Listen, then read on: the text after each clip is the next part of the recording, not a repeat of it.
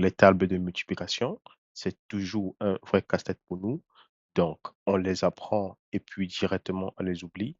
Donc, pas de panique. Aujourd'hui, on va faire quelques tables de multiplication et ça deviendra un jeu d'enfant pour toi. Il te suffit seulement d'avoir des bonnes astuces et tout se passera bien. Voilà, donc aujourd'hui, on va faire les tables de multiplication de 1 à 10. Donc, pour chaque table, il y aura une astuce qui va t'aider à mieux comprendre. Donc, sans plus tarder, on passe à la table de 1. C'est vraiment la table la plus simple. Donc, à chaque fois que tu multiplies par 1, le résultat ne change pas. Donc, par exemple, ici, 1 fois 7, ça fait 7. Donc, le produit, c'est égal toujours au nombre qui est entouré ici à l'écran. Voilà. On passe actuellement à la table de 2. La table de 2, c'est quoi? C'est simplement le fait de doubler, donc additionner le nombre avec lui-même. Donc, ici, qu'est-ce qu'on constate? Que par exemple, 2 fois 6, ça fait simplement 6 plus 6, ça fait 12. Et c'est le cas de tous les autres nombres. Donc, tu peux constater que le résultat, c'est toujours un nombre pair. Pour la table 3, donc tu peux aussi utiliser la table 2 en faisant le nombre fois 2 ou chercher le double de ce nombre-là, ensuite l'ajouter lui-même. Ou encore, tu peux compter de 3 en 3 en augmentant. À chaque fois, tu prends le précédent plus 3. Donc, ici, par exemple, avec un petit exemple, 3 fois 6, qu'est-ce qu'on fait? On fait 6 plus 6, ça fait 12. Ensuite, on fait 12 plus 6, ça fait 18. Donc, le résultat, ça fait 18. Voilà. Pour la table de 4, il faut simplement faire le double 2 fois. Donc, c'est la table de 2 fois 2. Donc, ici, 4 fois 7, qu'est-ce qu'on fait d'abord? Vu que c'est 4 fois 7, donc la table de 4, on fait 7 plus 7, ça fait 14. Ensuite, on fait 14 plus 14, ça fait 28. Donc, 4 fois 7, ça fait bien 28.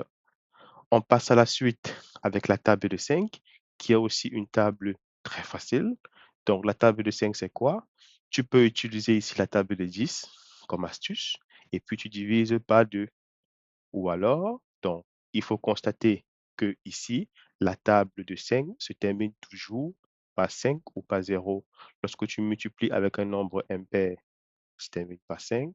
Lorsque tu le multiplies avec un nombre pair, ça se termine par 0, comme tu peux le voir dans la partie de gauche. Pour la table de 6, tu prends simplement la table de 3 et tu cherches le double ensuite.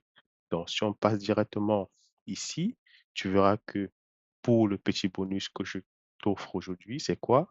Lorsque tu multiplies par un nombre qui est pair, c'est ce nombre-là que tu trouves à la fin. Donc, par exemple, ici, 6 fois 4, ça fait 24. 6 fois 8, ça fait 28. Donc, à chaque fois, tu retrouves toujours ce nombre-là. Donc, la table de 6, c'est aussi une table qui n'est pas compliquée. Pour la table de 7, tu sais que 7, c'est égal à 5 plus 2. Donc, on peut faire le calcul en deux étapes. Donc, ici, on passe directement avec un petit exemple que tu pourras facilement comprendre. Donc, cette fois-ci, qu'est-ce qu'on fait? On fait d'abord 5 plus 2. Voilà. Ensuite, on sait que comme c'est 5 plus 2, on fait d'abord 5 fois 6, ça fait 30. Ensuite, on fait 2 fois 6, ça fait 12. Et on additionne les deux résultats, donc 30 plus 12, ça fait bien 42. Donc, cette fois-ci, ça fait 42. Pour la table de 8, donc, il faut savoir que c'est le double du double du double. Donc, on utilise la table de 2 trois fois successivement. Donc, concrètement, avec un exemple ici, 8 fois 4, qu'est-ce qu'on fait? On cherche d'abord le double de 4. Donc, le double de 4, c'est 4 plus 4, ça fait 8. Ensuite, le double de 8, 8 plus 8, ça fait 16. Et après, 16 plus 16, ça fait 32. Et on trouve bien que 8 fois 4, ça fait 32. Pour la table de 9, qu'est-ce qu'on fait? On commence d'abord par ranger les nombres. On les met de 0 à 9 de haut en bas, ensuite de bas en haut aussi de 0 à 9 et la table est remplie. Donc, une astuce, il faut savoir que dans la partie du produit, dans la dernière colonne, dans le produit, c'est le résultat de la multiplication. Donc ici, tu remarques que le premier chiffre du produit représente le multiplicateur moins 1. Donc par exemple ici, si on fait 9 fois 7, ça fait 63. Donc le 6 représente 7 moins 1 et le 3 qui est à côté représente 9 moins 6.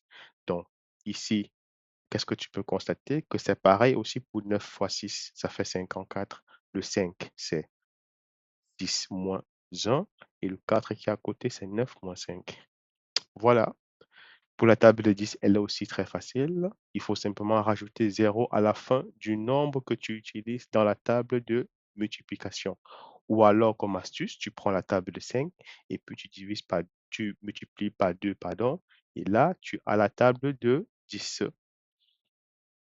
Donc ici, on a un petit exemple. Comment trouver le résultat de 7 fois 8. Donc, ce que je te suggère de faire, c'est mettre pause sur la vidéo.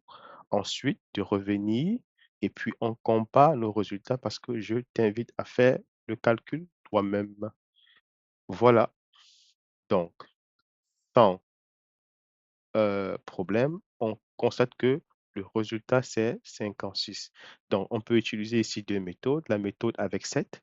On sait que 7, c'est 5 plus 2. On fait d'abord 5 fois 8, ça fait 40. Ensuite, 2 fois 8, ça fait 16. On additionne les deux résultats. 40 plus 16, ça fait 56. Ou alors, on peut utiliser la méthode de 8. Donc, on cherche d'abord le double de 7, ça fait 14. Ensuite, le double de 14, ça fait 28. Et enfin, le double de 28, ça fait 56. Maintenant, ce que je te conseille de faire pour la fin, c'est cette astuce de t'entraîner 5 minutes par jour. C'est suffisant et tu vas devenir un grand champion. Donc, si tu as bien aimé la vidéo, je t'invite à t'abonner, like la vidéo, commente. Si tu as des questions, mets en commentaire sans hésiter. Et tu peux aussi le partager à tes amis.